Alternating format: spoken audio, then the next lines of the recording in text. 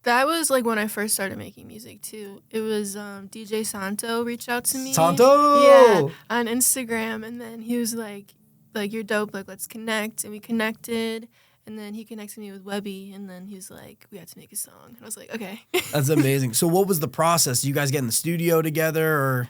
Oh my god, it was so long ago. We went in the studio together. I think it was in New Hampshire with Knox. That sounds about right, yeah. I think that's when we did Keep Rolling. Wow, that was literally so long ago. I think that was like 4 or 5 years ago. Yeah. So, I mean, grew up in Connecticut. What's your favorite thing about this place? My favorite thing about Connecticut? Dude, that's a hard question. Let me think. I don't even know if it's Connecticut, but I like being here because my brother's here and he's my best friend. No, you got a good sense of community here. Yeah. You know what I mean? And that's amazing. You also had billboards in Connecticut. Yeah, that was so cool. How did that come to be? So that was the label. But they were like, pick where you want your billboard to be. And I was like, dude, right in Hartford next to that building, that blue building. You know what I'm talking about? Yeah. And I was like, I want it right there. And then when I went to see it, I didn't realize it was like electronic and it like changed. So I was like trying to take a picture. We had to drive by like 10 times. That's so funny. That's actually really silly. Yeah. Who was driving with you? My brother. Oh, that's mad funny. Yeah, I would have taken all the laps, but I could just imagine like, he's like, did you get it? And you're like, I'm like, no, we gotta go back, like get off on this exit, turn around. Ooh, I also saw it. We went to Minx, the strip club one night. Not me and my brother. No judgment. Me and my friends went. And we were on the Uber home and we passed it and we were all like turned in the backseat. I was like, dude, that's my billboard. Yeah, I mean, that's got to feel like a great moment too, and especially being with all your friends. Yeah, you have a good support system of friends too. Yeah. No, that's awesome. Yeah, I love my friends. Have they been like supportive like throughout the music career, and are they somebody like, if you're going through something, do you like bounce whatever you're going through with them? Oh, absolutely. Yeah. No, that's amazing. Yeah. And they were still back here and you were in LA, so you still had a good line of communication? Yeah, I would like fly out to see them. We would hang out all the time, talk on the phone. But now actually my 2 best friends live in California and I live here. So I'm like, can y'all come back? Like, The flip-flop. I'm bored. Yeah. I want to talk to you too about your tattoos. Yeah. Because Kesha said they were dope. Oh my God, you saw that too. I forgot about that. Yeah. So, let's talk about it. How did Kesha see your tattoos? So I was at someone's like album release party in LA and I felt like a tap on my shoulder. And this girl was like, oh, your tattoos are sick. And then I was like looking at her and I was like, thanks. And I was like, is that Kesha? And then like the people I was with were like, Kesha, we love you. And I was like, oh my God, it's Kesha. That's crazy. That's super funny. Like, so that moment, like, was that just that? And then she went on her way? That, and then she just like walked away. I was like, sick. What are some opportunities and like people that you've met that like a story that you might not have told while you were out in LA? I feel like I did like meet a couple of like actually famous people out there. Kesha, no, I actually forgot about that though. That was sick. Who else? Wait, do you know? I don't know. What's his name? I forget his real name. I don't want to call him by his character name. Leon Thomas. Okay. He played Andre in Victorious. He would always randomly like be in some of my sessions because I guess he was like friends with the producer or something. And that was like the one person that I could never act normal around. That's what would happen. Like he would walk in and I would be like, I would just like get all quiet. Everyone's like, are you okay? I'm like, I'm fine. Like, we're cool. Like, relax. Everyone relax. Like, stop bringing attention to me, guys. You need to chill out. Yeah. I met Wiz Khalifa too. I was really weird with him because I was like, dude, you're real. And he was like, yeah, like, what do you mean? Like, yeah, he was so nice, but he was like, what? I was just being like weird. Yeah. You're a SpongeBob fan? Yeah. Were you SpongeBob when he met Kevin? Like the Kevin. Hey Kevin. Literally. Hey Wiz. He was like, are you good? That's mad silly. Let's talk about Buzzed. Yeah. Yeah, so how did that song come together? Buzzed. How did that come together? I just was so tired of making such depressing music. So like the second project that I dropped was like very sad, but I wanted like something upbeat, like a party song. And like the lyrics are still kind of dark in a way, but like we're raging, you know? Yeah. I will say people probably can't hear it on the mic, but there was an ill piano solo, and I was like, it's really adding to... It was hard for me to get that out while listening to that. Yeah, it just made this moment way more dramatic. Right? But I want to talk to you, too, because there's some remixes of Buzzed, and I know Icona Pop did one. Yeah. That's so cool. That was cool. How did that happen? I think it was one of the A&R ladies who did it. I forget who exactly did it, but they just like reached out and were like, can you remix this? And they're like, yeah. I never got to meet them or anything. They just sent it over, but I'm like, this is sick. That is sick. So when signing, you signed with Atlantic, who was involved with that? Was it just solo? Were your parents like heavily involved? Like, what did it look like, you know? It was me. That's it. No, I'm kidding. Yeah. It was me.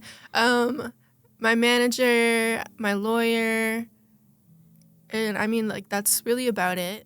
Like, I didn't really let my mom get that involved because I'm like, I don't want her to freak out. Because music is so hard to, like, if you're not in it, it's, like, so impossible to understand. Yeah, and I was, like, super confused, but, like, my manager and my lawyer were so helpful. Because especially I just don't know anything about this. I still, low-key, don't really know what's going on, but it's fine. It's funny that you say that, too, because you tweeted, is underthinking a thing? And that's something that I practice is just like trying not to overthink things just to keep it pushing. But like, what does underthinking mean to you? So to me, people think I'm crazy when I say this. I don't have like an inner monologue. Like I don't like talk in my head. And I also don't talk to myself, which people think is weird.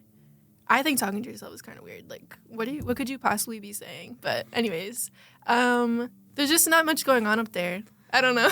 You just keep it pushing? Yeah, I'm just vibing. Another thing I want to talk to you about is maybe some industry politics because you were signed. Mm-hmm. Are there like some instances you saw that were just like, this is whack because for one reason or another? Or like maybe something like an opportunity that fell through or something where, because I know sometimes, and I've had this experience too, where it's like, oh, we're going to do this. And then all of a sudden you put in a lot of work to a song or whatever it is, and then it doesn't happen. Mm.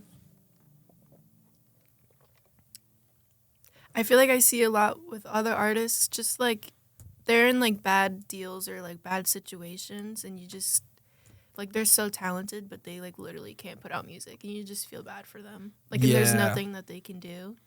But most of those artists now that I saw a couple years ago are like, they're doing well now. So I'm like, okay, sick. But before you're like, this is just like so unfair and you don't realize it from the outside. So what's some advice that you would give to artists that maybe are, you know, talking with labels and potentially getting a deal right now? I would say just know what you want to do, because if you go into it kind of unsure, you're just going to get pulled in a bunch of different directions and they're going to try to do what works, even though it makes you unhappy.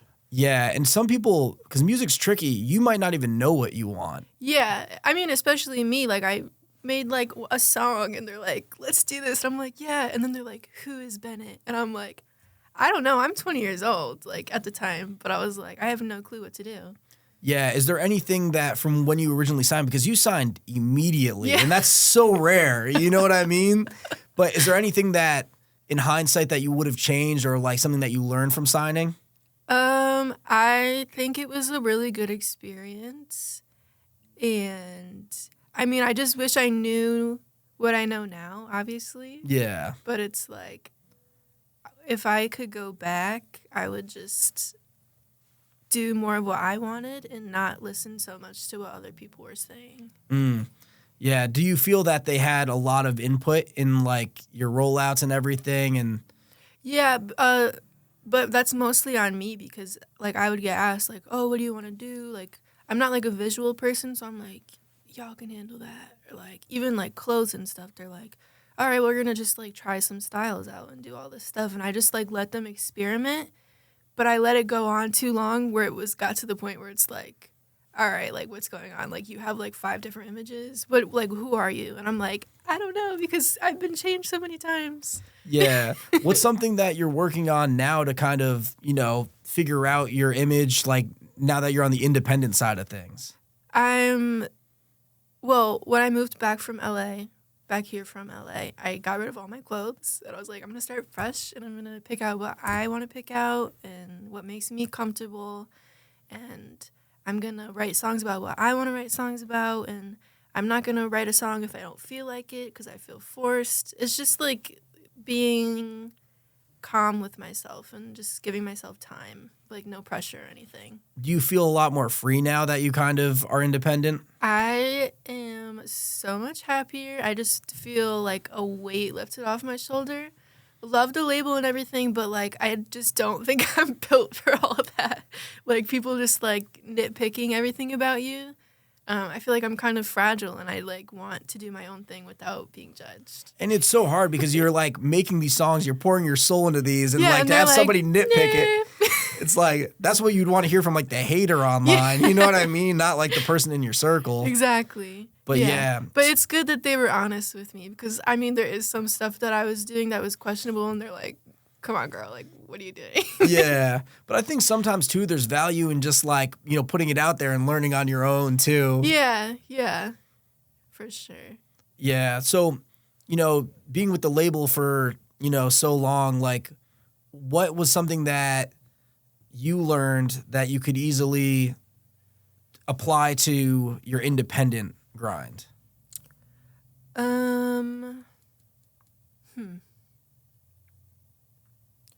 I'm definitely taking all the advice they gave me about like social media and stuff. I'm not currently doing it, but like the little like algorithm hacks and stuff that they would tell me and I'm like, okay. I mean, stuff like that is stuff I didn't know before. But other than that, I mean, I don't even know.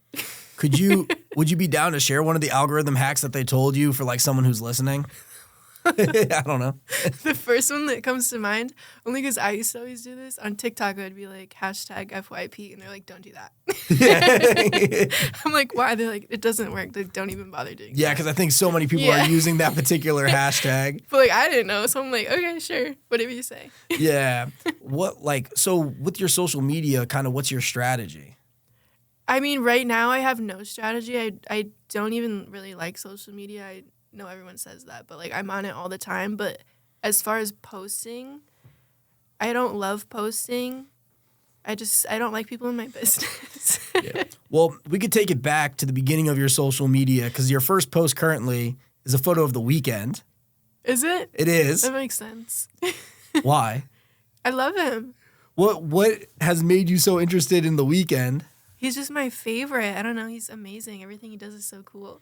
Do you like, is this from like a Sonic standpoint? Is this from like that movie he was in like a year ago?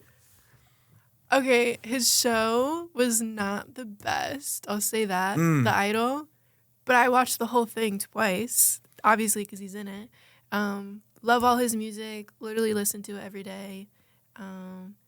Yeah, I don't know. I'm just obsessed with him. It's kind of unhealthy. All right, moving on. Anyways. A tweet that I saw you make too is that you want to make a song in Simlish. Did I say that? You did say that. I didn't make that up. That would be sick. What's stopping you? I don't know. I feel like that was something that the label offered me and then it didn't end up happening.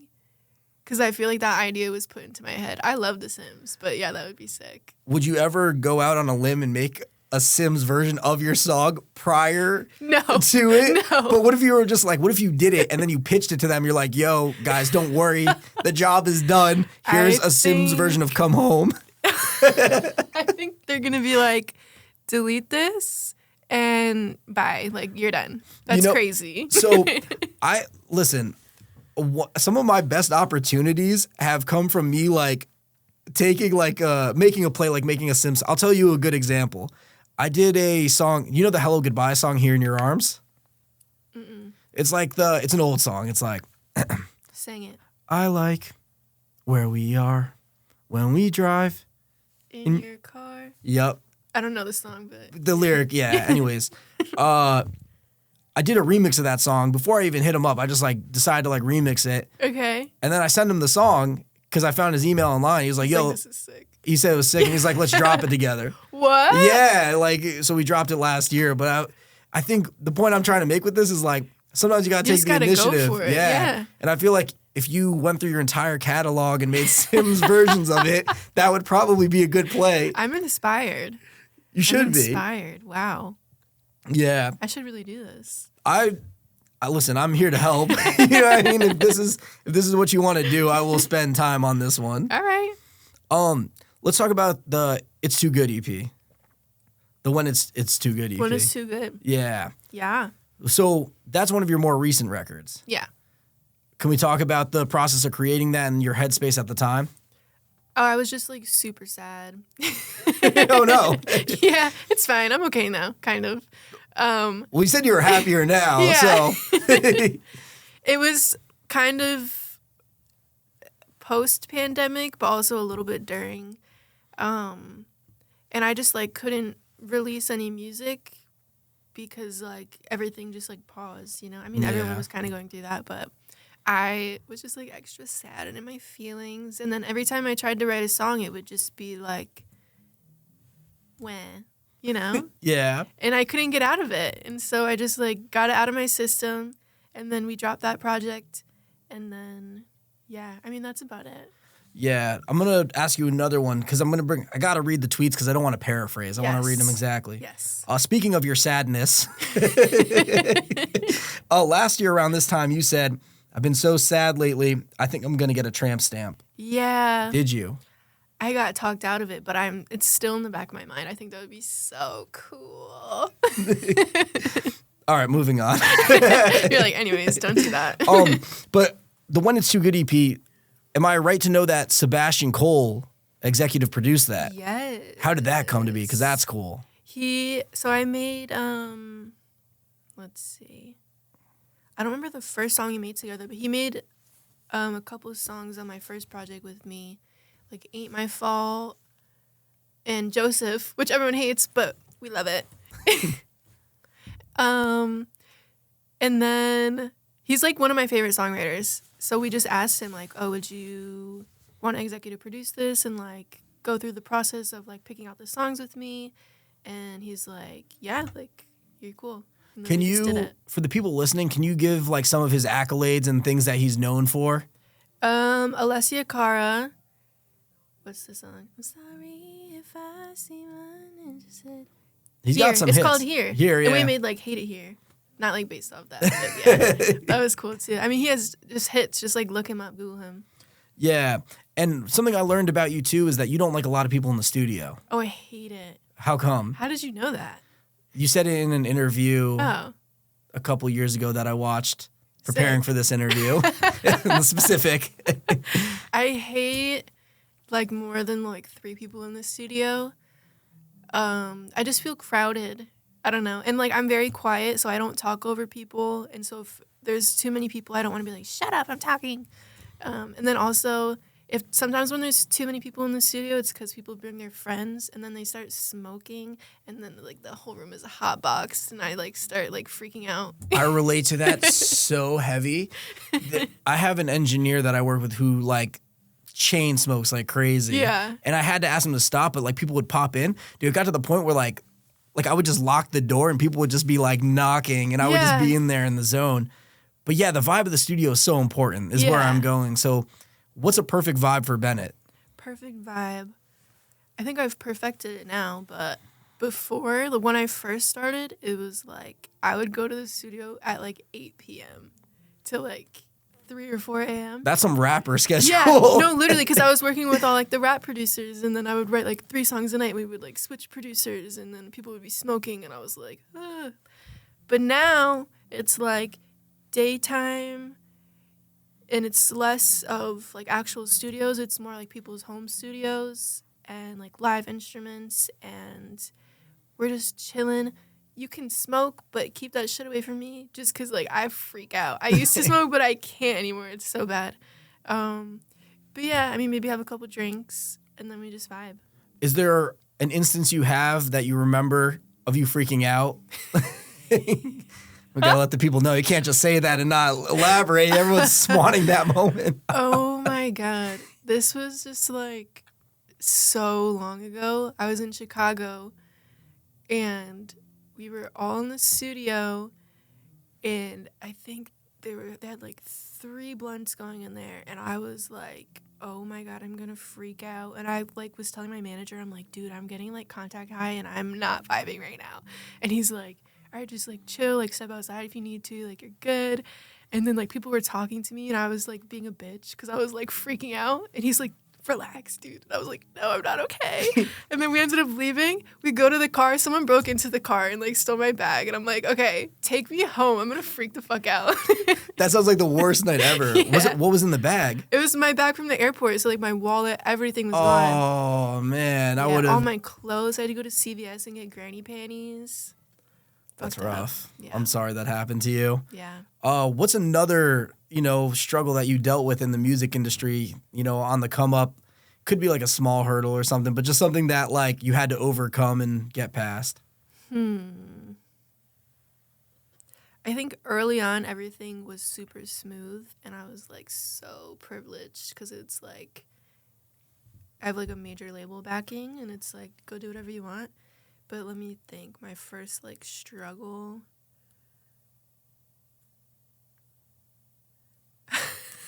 I'm like, everything was fine. I mean, if everything was fine, that's good, I guess, yeah. I mean, it just got to the point where it's like I didn't know what I wanted and what I wanted to do, and it just affected me mentally. It's probably At what my point? first Yeah. struggle. At what point did you figure out what you wanted? I still don't really know. Well, we're catching you mid-journey. Yeah, no, literally. I'm like, I don't even want to like get back into it yet because I don't know. I want to have it like figured out, but I think you even being aware that like you got to figure out what you want before you dive back in is important because yeah. sometimes people just go and they go in the wrong direction and it's not a direction that they're stoked with. Mm-hmm. So is your plan just to kind of figure out exactly what you want to do before you make a move? I mean, I don't have a plan, so I'm like, I don't know what the plan is, but I think I'm trying to just like become sane again and know myself before I'm like all over social media, like posting stuff and like putting out music. Yeah. What's some advice that you were given on early in your career that you've just held tight with you?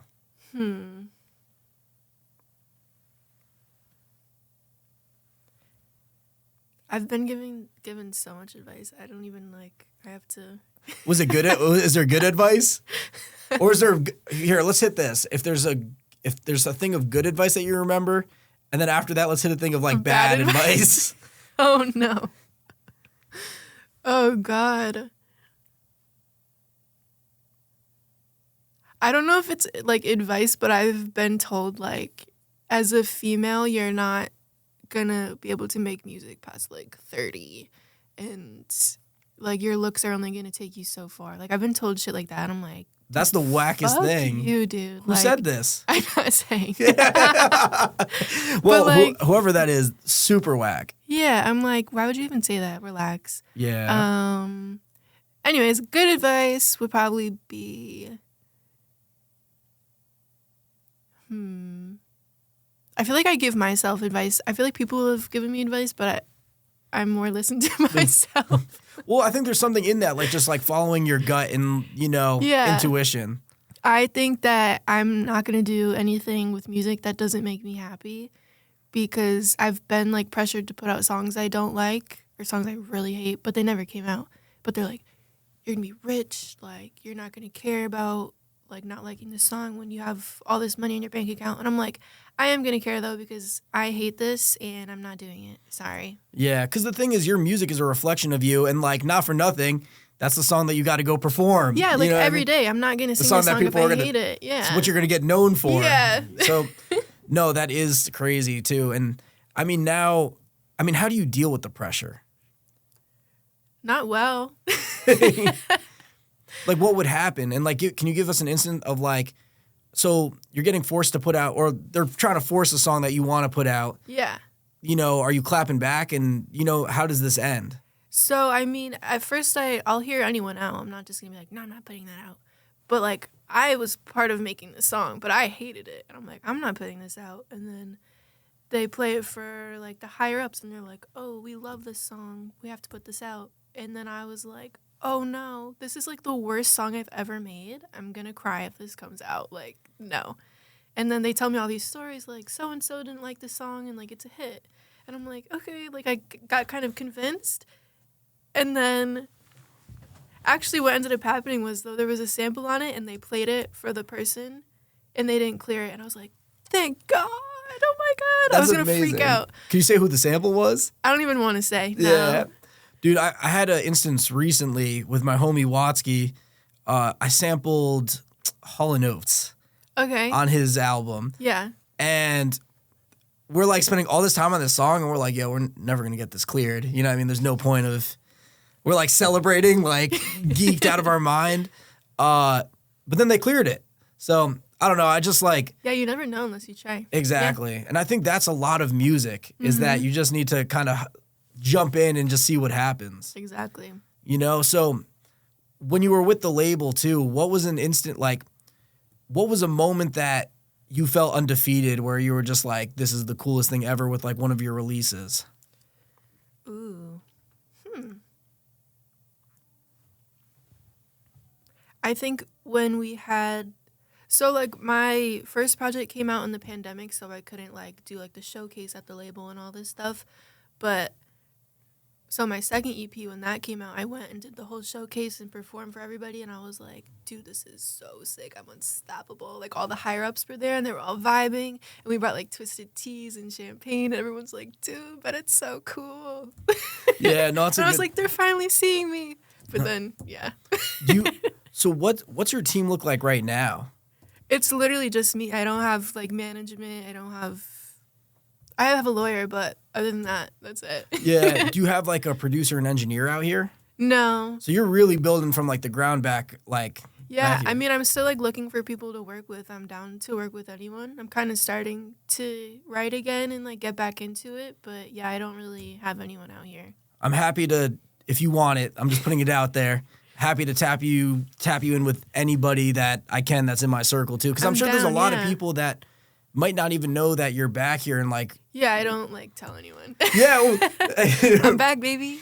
Yeah. So what's some advice that you would give somebody? Like if there was an artist that's about to start right now.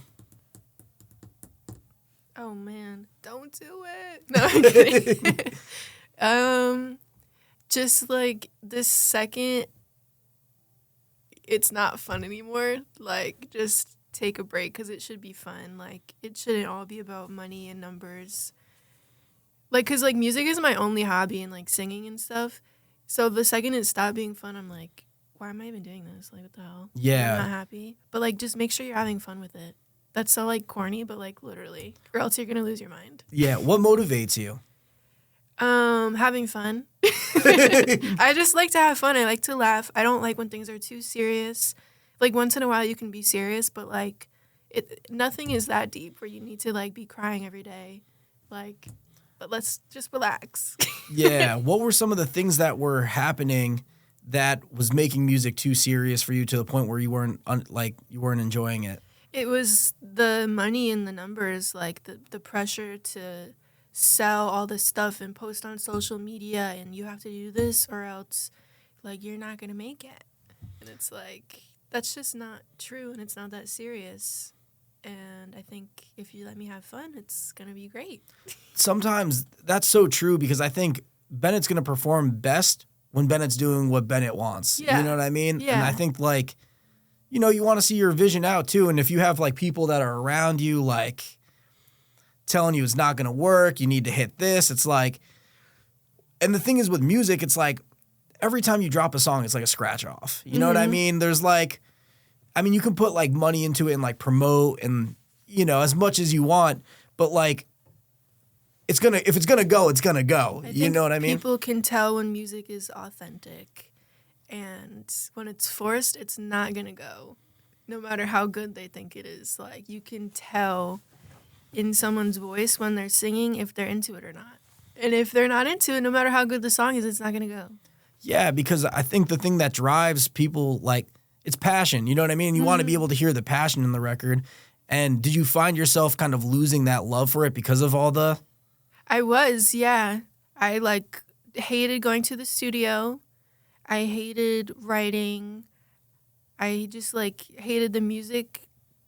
Like, I hated the music, but literally. But, like, what it was becoming, because, like, I got moved to the pop side of the label, and I felt some sort of pressure to make pop music, even though no one was really, like, pressuring me, like, you have to make, like, a straight-up bubblegum pop record. I just thought that's what I had to do, and I, like, was playing the victim, and I felt so down, and I was like, I can't do what I want, and, like, it just sucked. I was just so unhappy.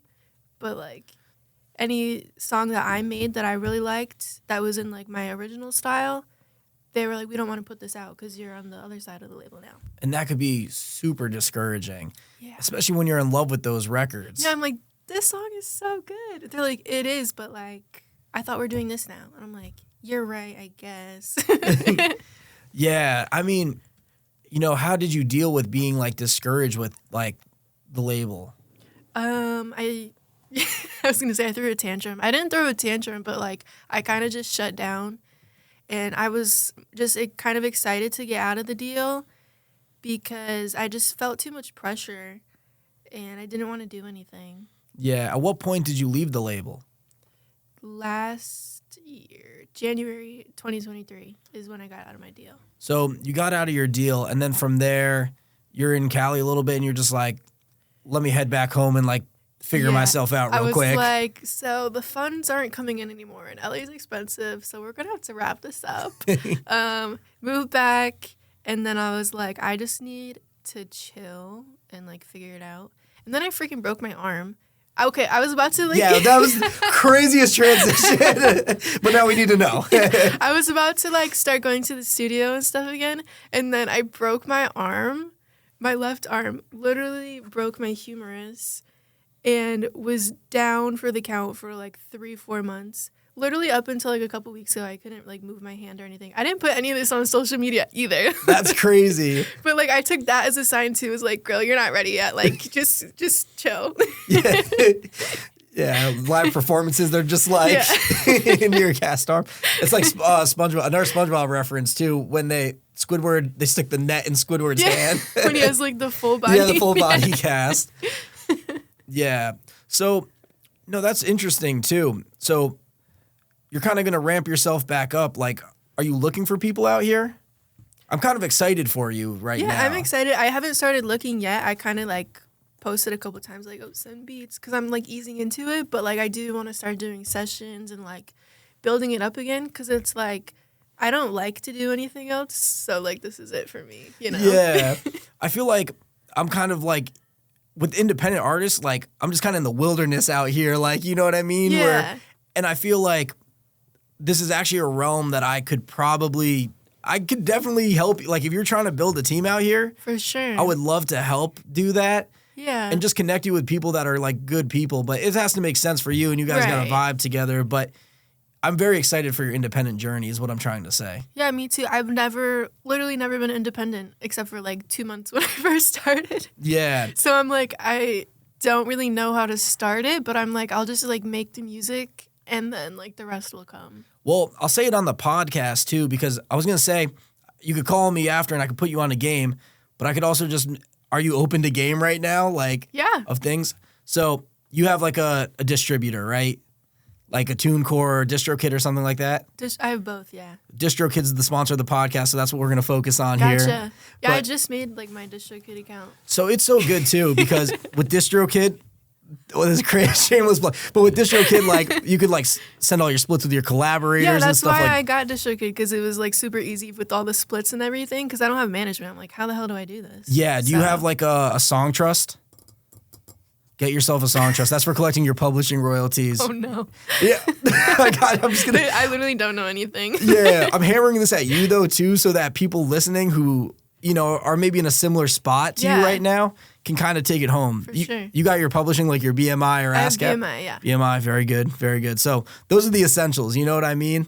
There's a website, Song Trader, that you can use. That's for like basic sync deals. I've heard of that. Yeah, so if like you're trying to get your song like placed in like a commercial or movie, it's like kind of more on the independent side, but there's a pretty good it's a pretty good network of like landing stuff on there.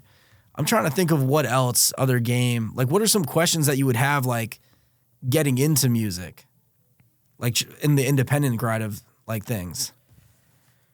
I mean, I feel like I'm slowly figuring it out. Like the whole splits thing at first because I've dropped 2 songs so far since I've been independent. But like I was like texting like some of my other friends. I'm like, how do you like do your splits? And I feel so dumb because I'm like, I've never had to do this before. And he's like, oh, you just do this, blah, blah, blah. And I'm like, thank you. But I just like feel so dumb asking that. Yeah, but it's one of those things that once you learn it, like you'll know it forever. Yeah. You know what I mean? So I don't know. I'm really excited for your independent grind right now. Like I think it's going to be a really sick chapter in the career of Bennett. Yeah. I think once I like build up all the motivation, I'm going to be ready to go. But right now I'm like, this is going to be so hard.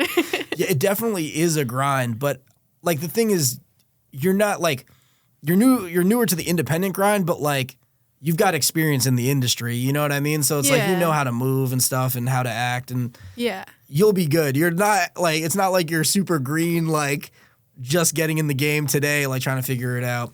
I almost kind of wish I was. I had such a better attitude back then. Now I'm kind of like, I don't like anybody. Yeah. Don't talk to me.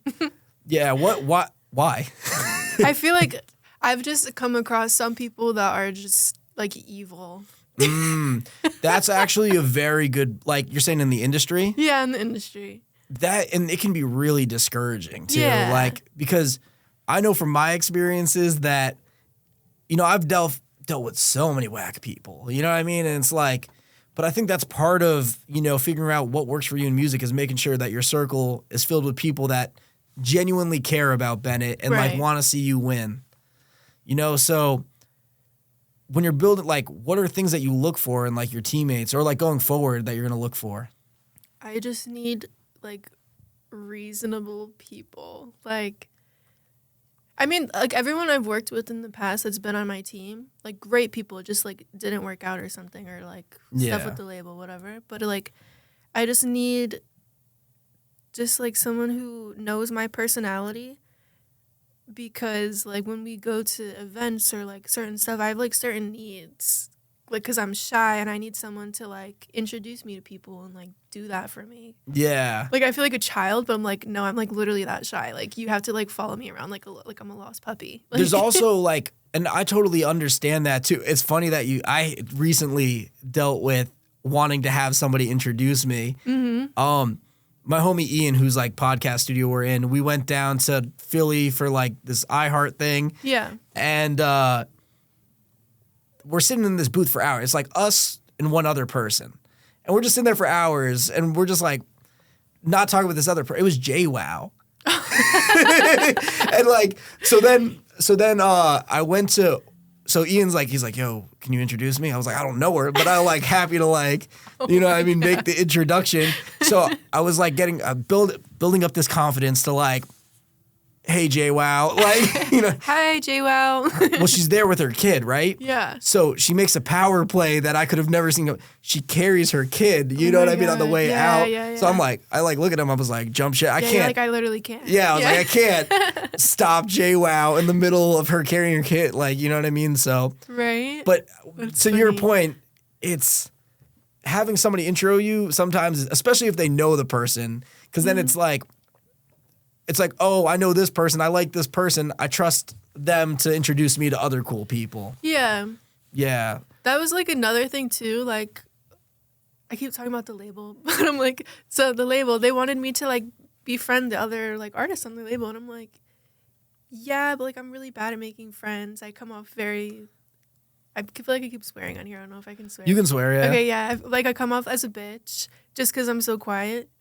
But like, I don't know. I'm like, I want friends. Like, I want to be friends with you guys. But I never made friends with any of them because I was like, oh my God, I'm being weird. Like Wiz?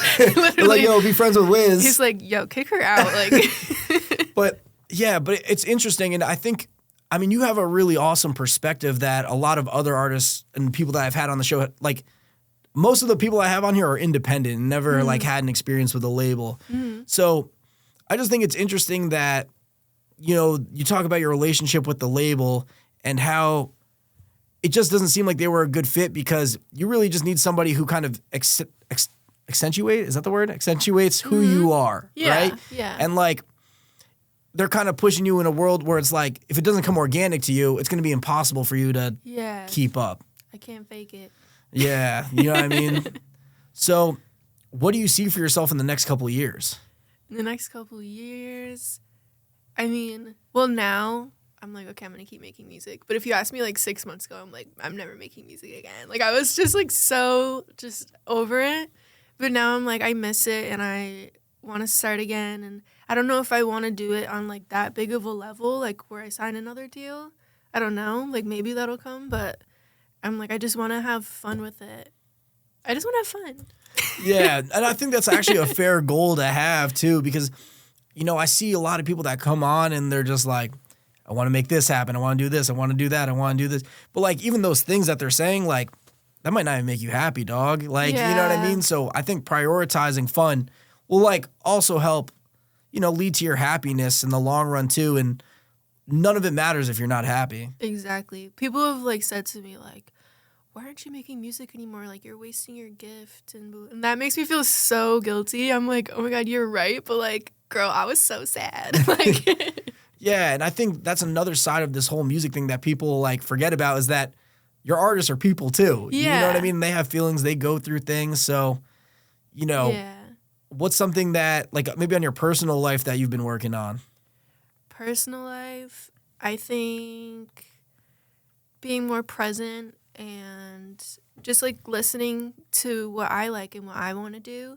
It's kind of the same with the music. I never really separated my music and my personal life. And I probably should, because that probably would help me more. But I think it actually would. And that's something I dealt with that for a long time too, where it's like it was so, but I think there's a value in kind of giving yourself like, you know, when you think like, not that you'd want to set yourself like a 9-to-5 schedule, but like if you set yourself boundaries where it's like, you know, from this time to this time I'm going to work, it kind of forces you to like, you're like, oh, I need to make something happen within this window. You know what I mean? So sometimes setting boundaries, and I have a girlfriend too, like, you know, I'd be sucked in the studio all the time because I just get so sucked into it. So I'd make sure to like keep my personal life in check. And I find when you do keep your personal life in check, that it actually comes back and makes your music better because you're in such a good mindset. right, and you can create. Exactly. Without being stressed about other stuff. And you're feeling good about it too, because you're like, you know, I got this going for me. I got this, like, you know. So I definitely recommend like splitting the two. Yeah. Get your life together. No, the thing is, I think people, you know, that are fans of you are just as excited as me to see the independent. Independent. You know what I'm trying to say, right? Independent Bennett. I was like, are you having a stroke? No. Into Bennett? No, it doesn't was have like, the same. guys, we need help in here. It's crazy because it's just us. Oh no. I wish. Guys, you're possible more than like we're shooting a whole podcast by ourselves. There's just me and Bennett right now. So if you want to make something happen, just make it happen. You don't need a whole team. Literally, yeah. Yeah. That too. I realized that like I can do this by myself. Like, I mean, it was nice having a whole team and everything, and like I literally had like 20 people like just like helping me. But I'm like, I guess it's really not like that hard. You can just do it. You just have to stop being lazy. Yeah, and that's the thing. Like, you're gonna become very self-sufficient. Yeah. I already see. And the thing is, here's my prediction. Right. Okay. You're gonna rise back up, and you're gonna get into this independent grind. You're gonna be dropping songs. They're gonna start doing well for you, right? A label's gonna loop back in. They're gonna be interested. They're gonna be like, "Yo, this is all sick that you're doing," but you're gonna have like so much game and stuff. You're gonna be like, "I don't know. Do I do this?" And that's all I can predict up until that point. You know what I mean? So that would be the Mike Squires prediction. Okay. I see it. I think it could happen. I see it. I also see a lot of money in your future. Yeah. A lot of money. For sure. Tons of money. Yours as well. Let's go. I could use that. Need that.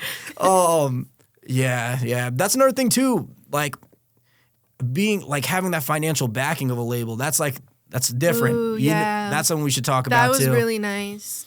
Because it's like, they're like, oh, we're just going to promote this for you. Or like, what do you want us to promote? And I'm like, it was like daddy's money. I was like, let's go.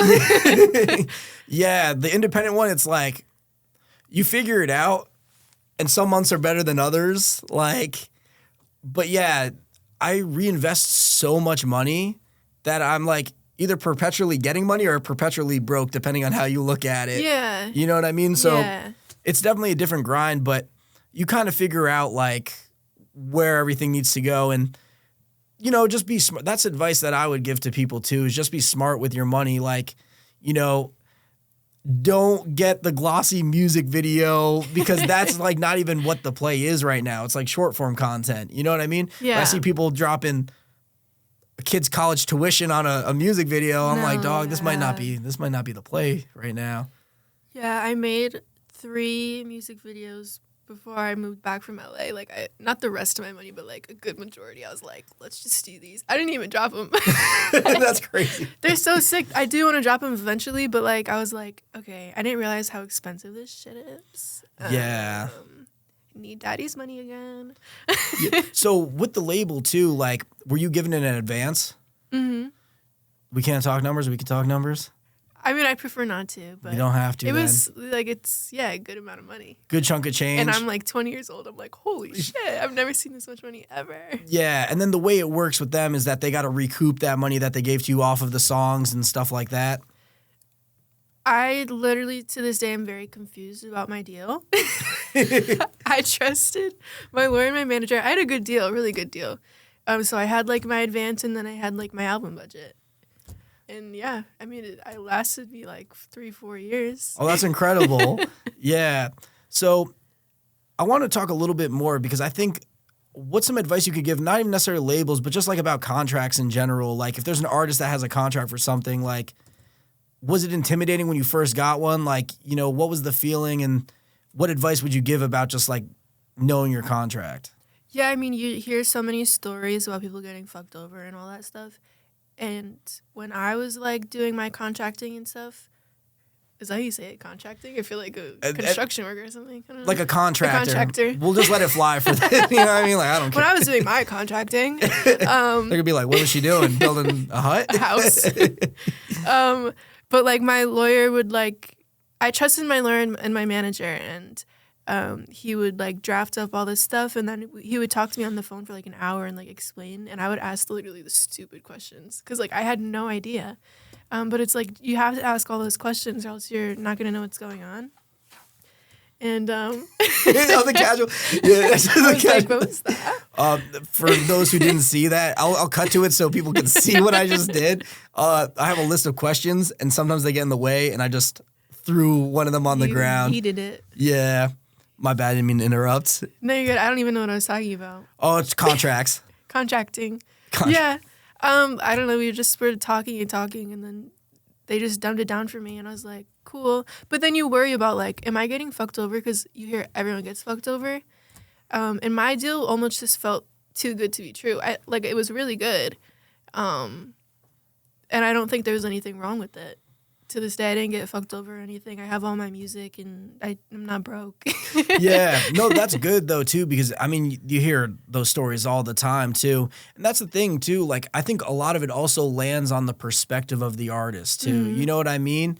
Where someone might have the exact same deal as you, but if they're looking at it differently, you know, in their head, they could be like, oh, this isn't, you know what I mean? It's all, that's the thing. Deals are so situational for, like, artist to artist, and it also depends on where you're at, like, in your life. You know, you got a deal like one song in, 20 years old, like the dude that's been grinding, like, I always felt so guilty about that too. I'm like, I made one song and then boom, and everyone's probably like, fuck you. But I'm like, now I'm kind of being humbled, because it's like, okay, back to square one, like, build yourself up. So I'm like, karma. Not karma, but like, no, like, you have to go through it. Yeah, but I think it's going to be a really exciting journey for you, and I think you're going to learn a lot. And I think because of all this, you're going to become a better artist. Yeah. So I'm really excited for this part of your journey, and I know you don't have a plan. So I say this question lightly. What What's next for Bennett? What's next for Bennett? I'm gonna go home. Okay. The immediate future. Yeah, immediate. I'm just thinking today. Yeah. I'm gonna go home. I mean, that's as present as you could be. I'm hungry. I'm gonna go home. I've been going to sleep early, going to the gym, and then once I motivate myself, I'm gonna get back in the studio, reaching out to people, and I'm just like open to working with everyone. And I feel like because I was signed, people were like, "Oh, she wouldn't work with me," or like, but like, no, I'm like literally down to work with everyone. I think I've only done like a couple collabs in my whole life, but I don't reach out to people for collabs. They reach out to me because I'm shy. But I'm like, if you want to collab with me, you just gotta ask. No, and I think that's really, like, I'm really excited because I think this might just get the word out too a little bit, because in my head, you know, you coming here today, Bennett's still signed in my head. Like, I didn't even know that you weren't not signed until today. So, and I think with label stuff too, like, people are less likely to reach out because it's like, at least for me, get everything cleared. And exactly. You know what I mean? So, and that can be, it's more of a pain than if they're just like an independent artist. You know what I mean? So, no, but I'm excited. We just let the world know that Bennett, independent, ready to mingle. I'm ready to mingle. Literally. Well, Bennett, important, very important. Yes. If people want to connect with you, where can they find you? Bennett got bops on Instagram, Twitter. Well, it's X now. On Snapchat. I'm on Facebook. I think that's it. Amazing. Yeah. Yeah. TikTok. Real quick, where does the Bennett got bops name come from?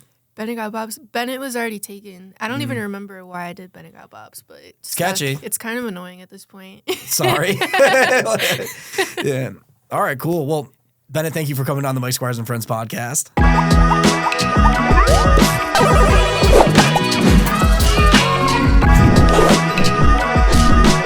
Now, I want to share with you guys my thought of the day. And my thought of the day is this. It's okay to take a breather from whatever you're working on. Sometimes, in order to do your best work, it involves rest. And you don't want to rest to the point where you fall out of it completely, but you want to give yourself some time off to step back and take a look at everything.